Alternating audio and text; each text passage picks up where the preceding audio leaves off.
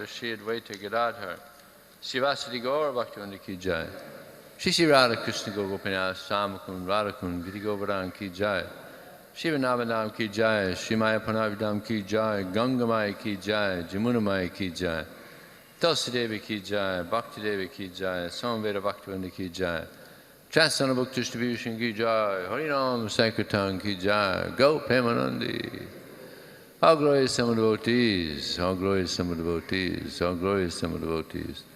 How glorious Shishi Guru and Shri Gauranga.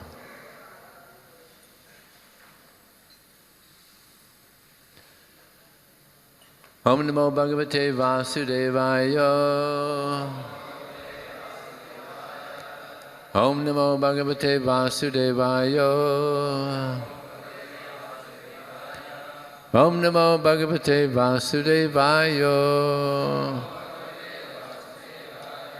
So this morning, we're reading from the Srimad Bhagavatam, Canto 10, Chapter 3, the birth of Lord Krishna, text number 30.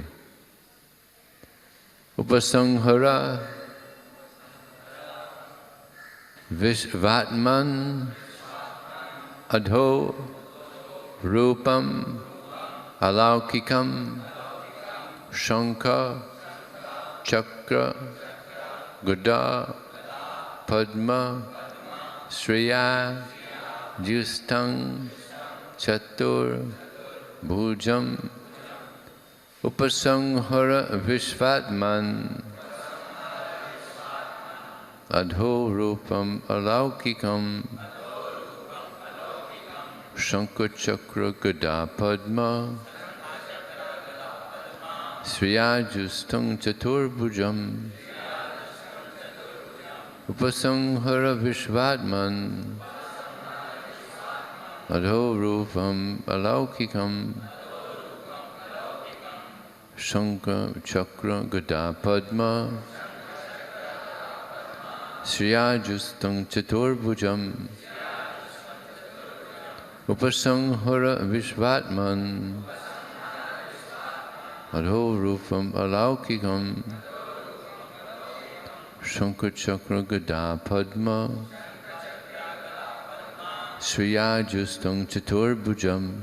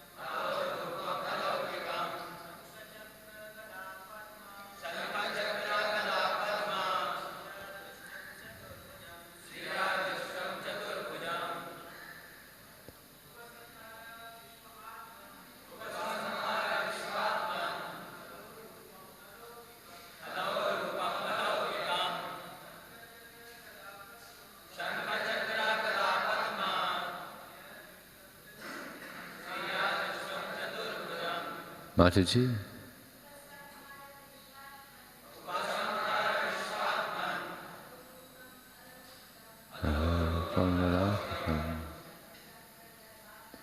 Shankha Chakra Gada Padma Yadastam Chatur Bhujam.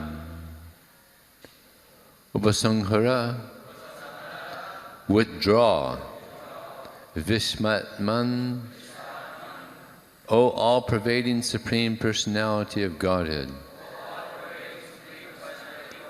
Adha, that rupam, form, alaukikam, which is unnatural in this world, Sankachakra Gada Padma, of the conch shell, disc, club, and lotus. Sriya, with these opulences, justam, decorated, chatubhujam, 4 hands. Translation and purport by His Divine Grace, Srila Prabhupada Ki. O my Lord, you are the all-pervading Supreme Personality of Godhead, and your transcendental 4-armed form holding conch shell, disc, club, and lotus is unnatural for this world.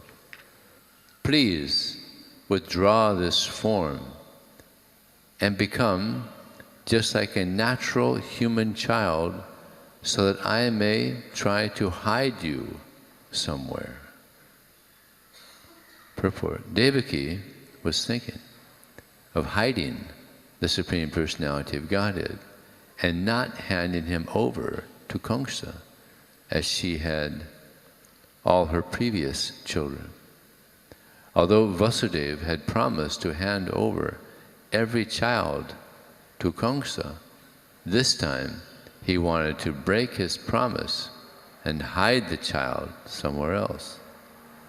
But because of the Lord's appearance in this surprising 4-armed form, he would be impossible to hide. Om Jnanatamrandasya Gyananjana Salakaya Chaksum Militam Jena Tasmai Sri Gurave Namaha Mukam Gaudavachalang Pangunlang Hayate Grim Yat Kripa Tadaham Bande Shigurum Dinadaranam Vanchakalpatubhyascha Kripa Sandhubhyevacha Patitanam Pavanebhyo Vaisnavebhyo Namo Namah. Jai Shri Krishna Chaitanya Prabhu Nityananda Shri Advaita Gadadhar Srivasadi Gaur Bhaktivinoda. Hare Krishna, Krishna Krishna, Hare Hare, Hare Ram, Ram Ram, Hare Hare. So here we're hearing how Vasudeva, he's going to break his promise. But we all know devotees are very honest. They make a promise, they keep their promise. But there are certain circumstances where a devotee will apparently show immorality. I think it's in the Mahabharata, there's an instance where there was a family that was running from some thieves and murders. And they ran out of their village and they ran by one ascetic, one sage. So they ran by him, and then the thief, the murderer, went there and he asked the sage, "Did you see any people running around here?" Yeah, they went that way. So the thief and murderer went chasing them, found them. So the sage actually had to go to hell because he did that so-called moral act of showing where the people had ran. So here, Vasudeva, he's ready to break his promise to save his child, Krishna. Of course, Krishna didn't need anybody's protection, but they're thinking that he's their child. He needs to be protected. Here it's said that Krishna, he's all-pervading. Yomam pashati sarvata saram chamai pasti tasyaham Krishna. That Krishna, he's everywhere.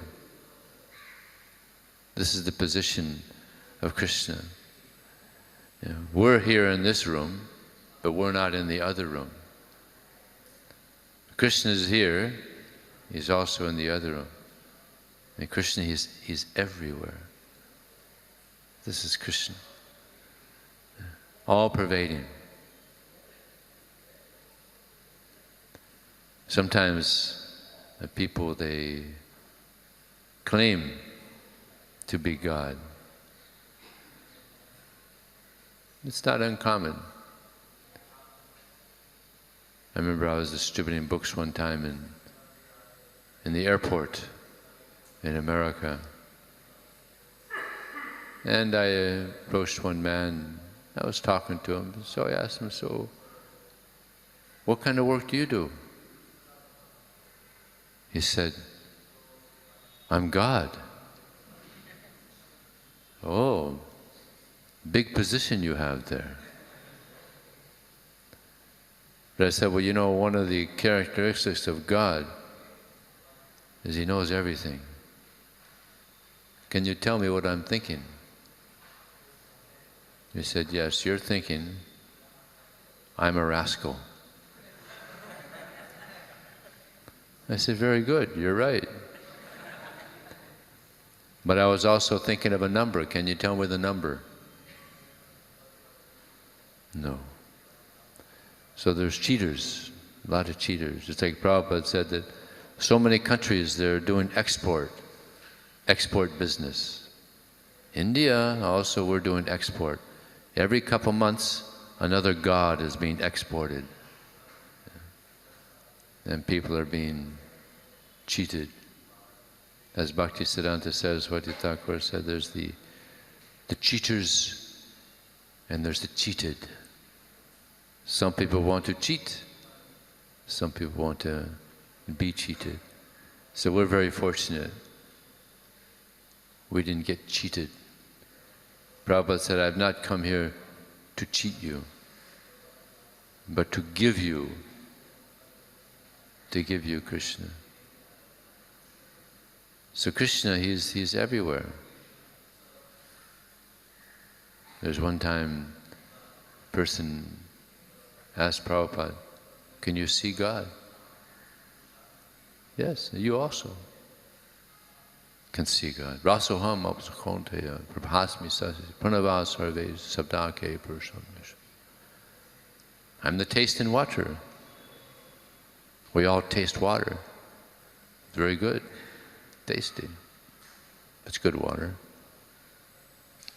So Krishna is there. Prabhupada said even the alcoholic, they're drinking alcohol. They could advance in spiritual life thinking, oh, God, He's the taste in water, because water has to be there also in the liquor, so they could advance in that way. The light and the sun and the moon. This material world, it's a place of darkness, actually. But Krishna very kindly gives us the sun, the moon, gives us light. Without this light, it's like sometimes I visit this farm in Australia. There's no street lights. So when there's no moon, there's no sun, you can't see your hand in front of your face. Can't see. So Krishna gives us the sun, so we can see. He gives us knowledge. Jnanena tutat ajnanam. When one is enlightened with knowledge by which ignorance is destroyed, that knowledge reveals everything as the sun lights up everything in the daytime. So this knowledge that Krishna is giving us also reveals, we get enlightened by this knowledge. So we're very fortunate to have this very valuable knowledge, these treasures, Srimad Bhagavatam, Bhagavad Gita, Chaitanya, these are all treasures. And people that take advantage of these treasures, they become rich.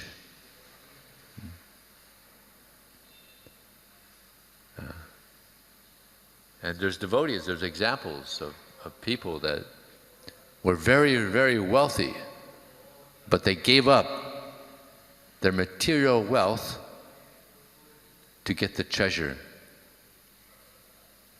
of the Vedas. It's like Rupa Goswami, Sanatana Goswami, they were multi-millionaires, so wealthy. They gave it all up to live under different trees every night, homeless, had no money. They gave up all their wealth, but they became the wealthiest. And Prabhupada also. Prabhupada was distributing books in New Delhi before he went to the West, distributing BTGs. No money. He just had one dhoti, one kurta, very poverty-stricken. Didn't have anything. But he was the wealthiest person on the planet because he had so much love for Krishna. And his desire was to give Krishna to everyone. Very, very wealthy. Pure devotee of Krishna.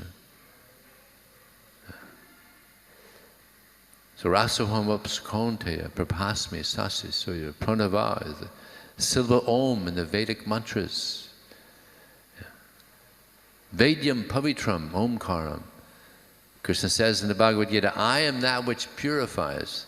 Just by hearing the words of Krishna, by hearing the mantra, the Hare Krishna mantra,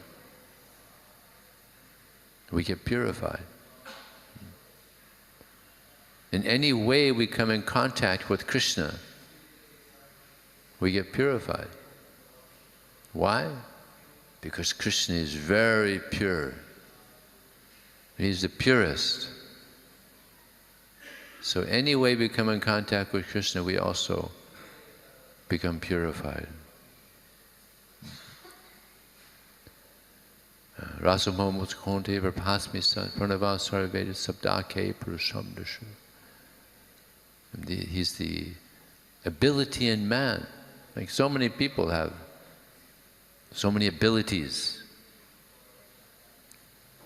It's like there's a person, he was able to lift 263 kilos over his head.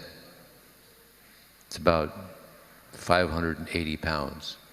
A lot of weight. It's the world record, 263 kilos over the head. But actually it's not the world record. Krishna has the world record.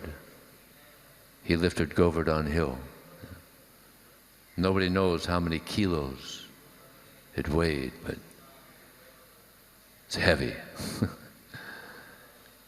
Now this person that lifted that 263 kilos, he was struggling. It's a lot of weight. But did Krishna struggle? A mountain, Govardhan, he didn't struggle. Nonchalantly. That means without effort. The weakest part, you know, pinky of the left hand. For how long? 7 days. Did he get tired? No. At one point, the cowherd men, they thought Krishna, he must be getting tired. So they said, Krishna, listen, you've been holding the hill for so long, take some rest. we'll hold it for a while. The cowherd men and the cowherd boys also. Krishna, you're too much, let us take it for a while. So you could see the sticks, yeah? Sometimes you see pictures of sticks. So Krishna said, okay, I'll rest a little while and you hold the hill. So Krishna, he let just a fraction of the weight of Govardhan go upon the sticks of the cowherd men. And they could see, oh, this is very, okay, Krishna, you rested enough. Okay. Take it again. Yeah? They couldn't hold a fraction. So, Krishna is the most powerful.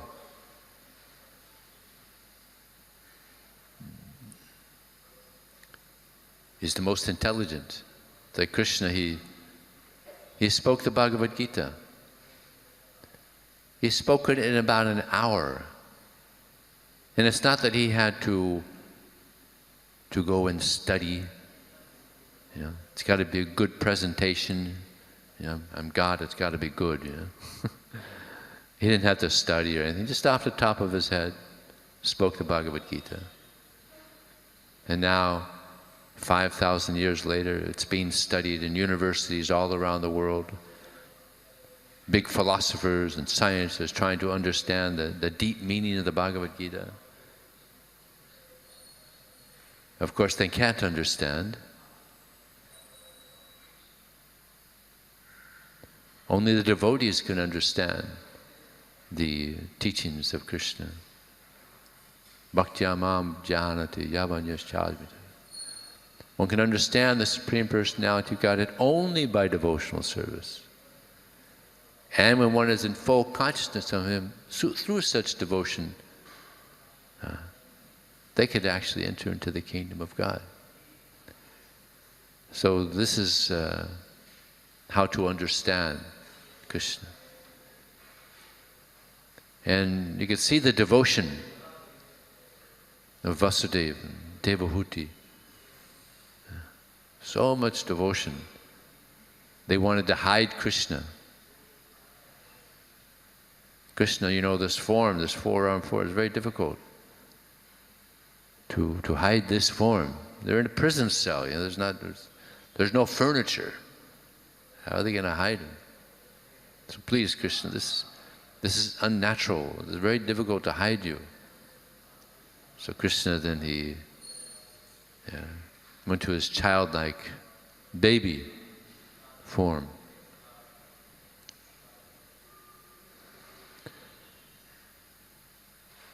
So there's another instance of actually in the Srimad Bhagavatam. There's another instance of where someone claimed to be God. Paundraka.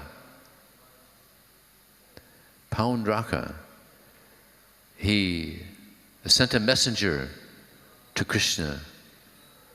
And the messenger said to Krishna, and the whole assembly was there. The ministers and all the people there. So the messenger of Paundraka said to Krishna, since I am the only Supreme Personality of Godhead, you should give up this false claim that you are the Supreme, and also give up my symbols, the conch, Sudarshan Chakra, club, and lotus flower, and surrender to me. Take shelter of me, and if you don't, then prepare for battle. So Krishna got a good laugh out of that. All the assembly members, they got a good laugh, good joke. Yeah? So Krishna told the messenger, you go tell him that I'll give him one of my symbols, the chakra. Yeah. That'll be my gift to him. So Paundraka, actually he had many followers, thousands of people that thought he was Krishna, Vasudeva. And he had Aukshani, he had so many soldiers. And Kasiraj, also another king. They were all convinced that he was the actual Supreme Personality of Godhead. So they all prepared for battle. Paundraka came out. And when Krishna and all his devotees saw Paundraka, they got another good laugh. Because he had 2 extra arms. He had his 2, and then there was 2, I don't know, paper mache. You ever heard of paper mache? You ever heard of that? That's where they make dolls out of paper. Paper mache. So it must have looked quite funny, you know, to have 2 extra arms. Yeah. Krishna got another good laugh. And all the devotees of Krishna, another good laugh. And Krishna then gave him his symbol, chakra. Kasiraj got it also. So many people try to imitate Krishna. But what is Krishna doing? Krishna creates universes. Well, who can create universes? He knows everything. What do we know? Just like on book distribution, sometimes I meet people that are atheists. And I tell them, actually, if you're a little intelligent, you won't be an atheist. And they say, oh yeah, how is that? So I tell them, you know, there's a lot of things you don't know. You agree? Yeah. Like billions of things you don't know. You agree? Okay. Yeah, I tell them, there's so many things I don't know. There's billions of things you don't know, and one of the things you don't know is whether there's a God or not. You don't know. And they think, good point. Yeah, you're right. I don't know. So you're not an atheist. You're an agnostic. You don't know. Be honest. Be a little humble. Don't be so arrogant. Yeah? You just don't know. And 99% of the time they say, okay, you're right. So they come from being so low as being an atheist to at least being an agnostic. You know? Don't know. So people are so proud, arrogant, Kali Yuga. They think they know so much. But we know so little. So little. Especially about God. In the West, very, very little information about God. They have the Bible, Quran, very limited. God is great, God is omniscient, God is omnipotent. Very little information. We have so much information about Krishna. Here we're hearing about the birth of Krishna. See, this is Krishna, he takes birth with 4 arms. That's called a high-tech birth. High-tech birth. You know? Who's born with 4 arms? That's Krishna. And his activities are wonderful. One who understands the transcendental nature of my birth and activities, he's able to become free of the cycle of this birth and death. And Krishna's activities are amazing. Just like Raghunath Das Goswami, he tells of one pastime, the pearl pastime, where Krishna Have I said this here before?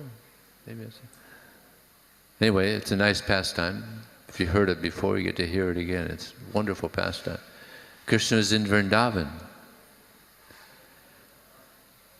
And it was Kartik. Just like here, during Kartik in Vrindavan, it's a big thing, right? Every year it's a big thing. Thousands of devotees come. Huge. So when Krishna was here also, it was a big thing. So Krishna, he saw the gopis.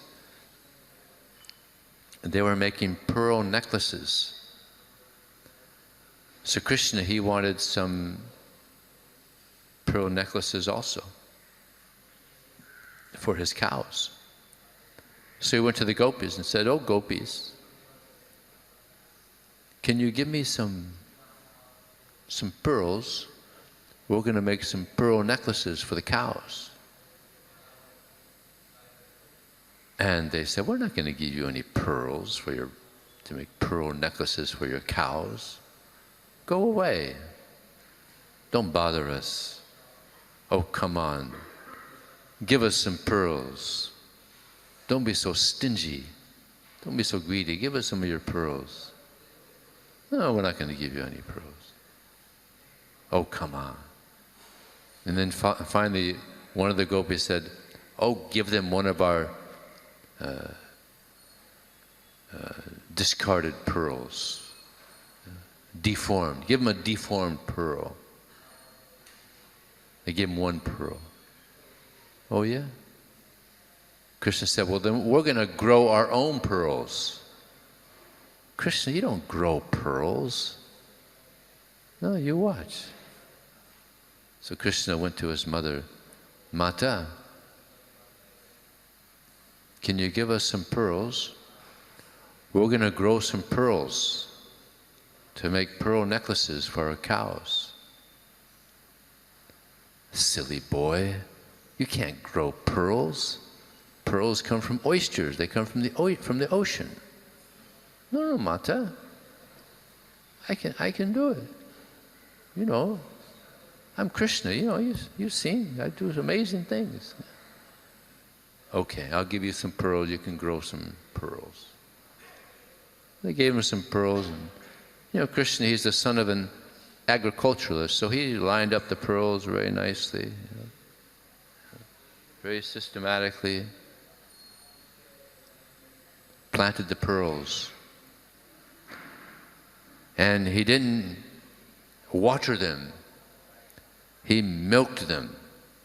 He poured milk.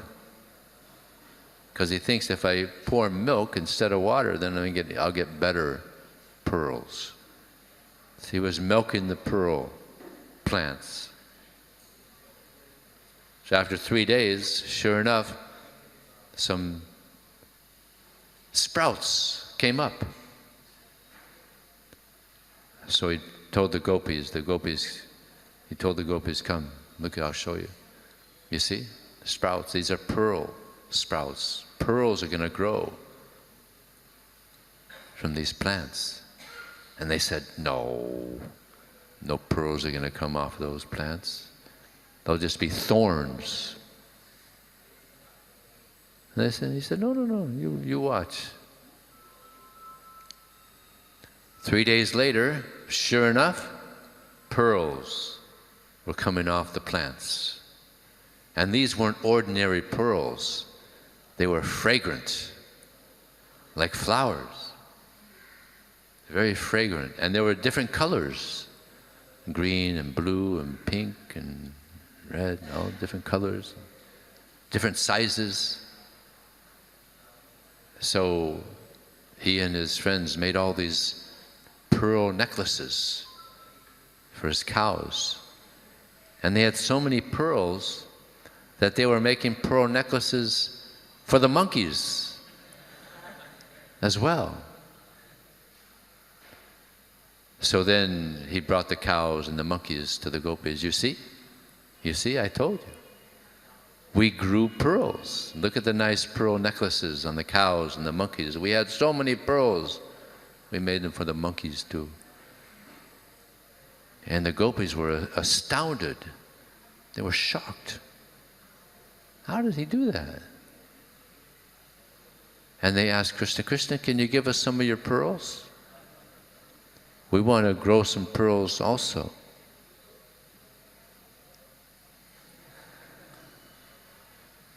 We asked you for pearls. You wouldn't give us any of your pearls. You gave us one discarded, deformed pearl. And now you want us to give you pearls. No. Oh, come on, Krishna. Don't be so stingy. Don't be greedy. He heard those words before. No. You grow your own pearls. You have pearls, grow your own pearls. And they said, all right, we're going to grow our own pearls. So they also knew how to grow, so they lined up their pearls systematically. But they thought, we're going to get better pearls. So they watered their pearls with milk and also yogurt and ghee.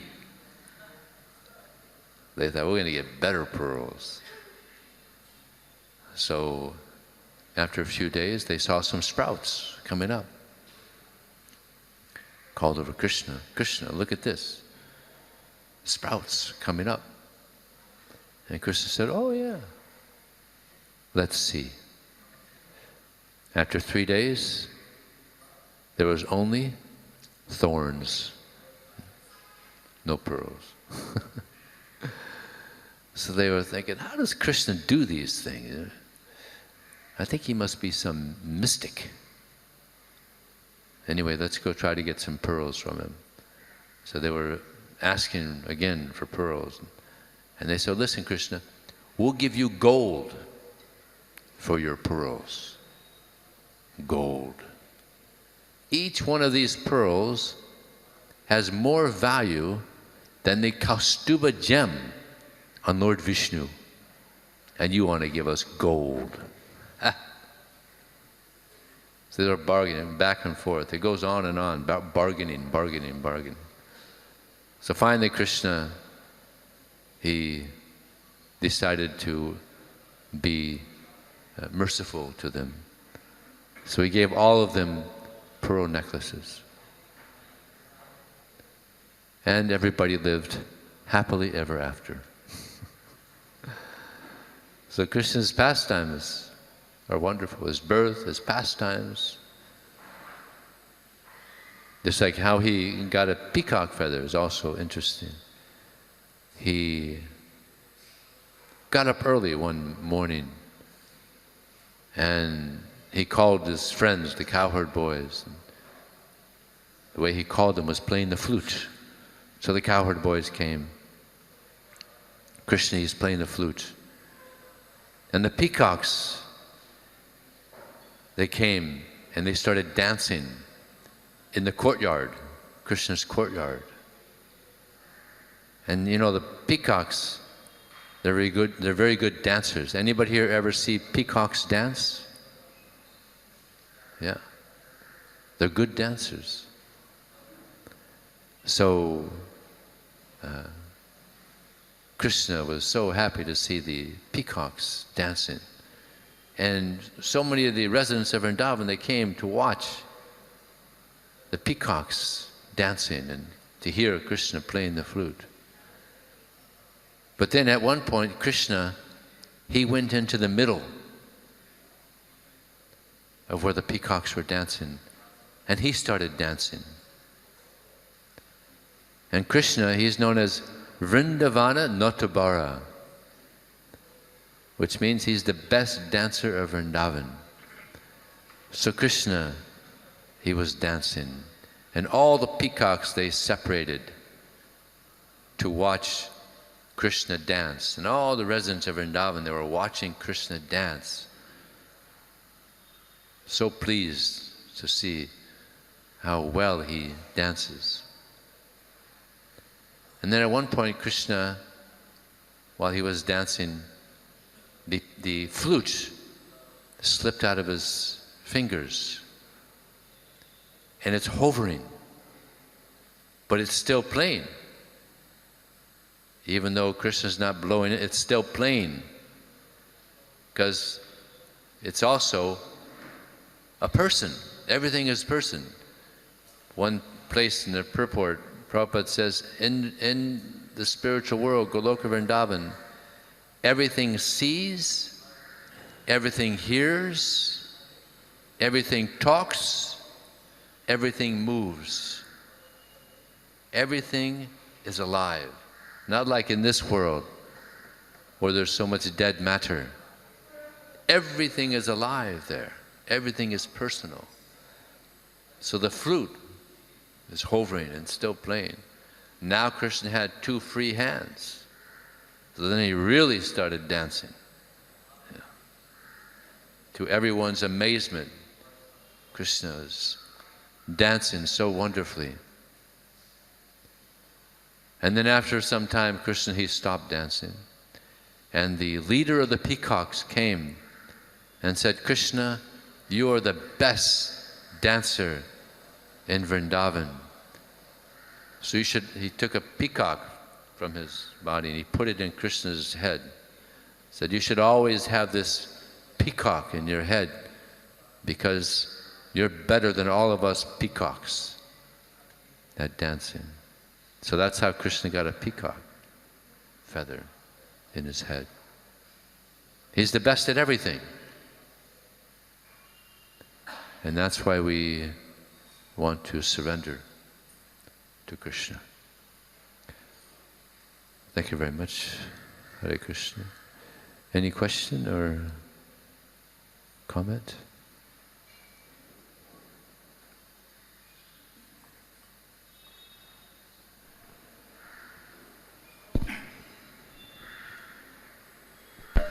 Thank you, Vijay Prabhu. This was 1977 in Vrindavan, and I was with Prabhupada in his room. It was very late at night. Between the kirtans that were going on, and Prabhupada looked at me, he said, a person who is expert in one thing has a tendency to become expert in all things. Now become expert in Krishna consciousness. So you're talking about everyone has a certain ability, and that's Krishna. If we become enamored or proud of that ability ourselves, then it ruins everything. So anyway, we should take that any ability that we have as Krishna, and then become expert in Krishna consciousness, all of us. That wasn't just, of course, for me, that was for everyone. Yeah. Yeah, there's one purport, Prabhupada says, if one has an ability and he doesn't give the credit to Krishna, then ultimately he can't do anything nicely because of the pride. In Kali Yuga, it's very easy to become proud. Therefore, there's a statement that the pauper is proud of his penny. You know, so we become proud very easily.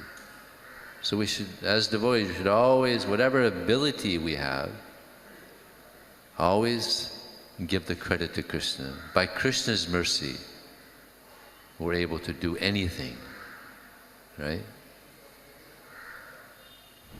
Also, Prabhupada said, he told Yamuna Devi, if what I have taught you, you don't pass it on to others, you'll become, I heard, envious. Envious, yeah. Yeah, Prabhupada said if you have an ability and you don't train others, you become envious. Could you comment on that, please? It's a little hard for me to fully understand that. Well, if we have an ability that's been given to us by Krishna, and we don't share that, then it's like we want to keep that ourselves. We don't want anybody else to maybe even compete with us. Yeah. Because that happens. Sometimes one may have an ability and they train someone else and they become better. That happens. So they don't want that to happen, so they don't train. So therefore Prabhupada said you become envious if you don't.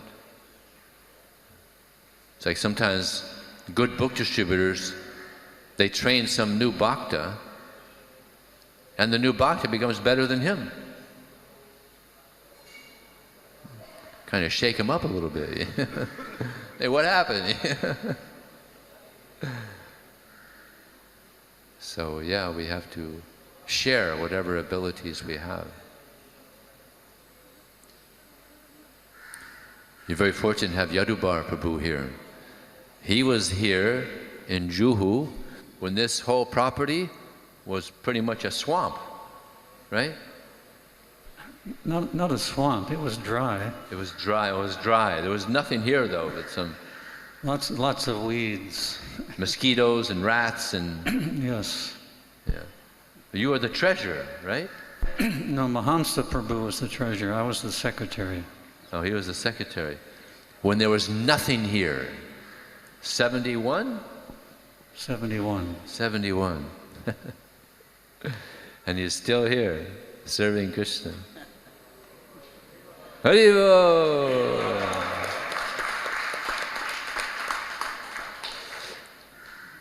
Anything else?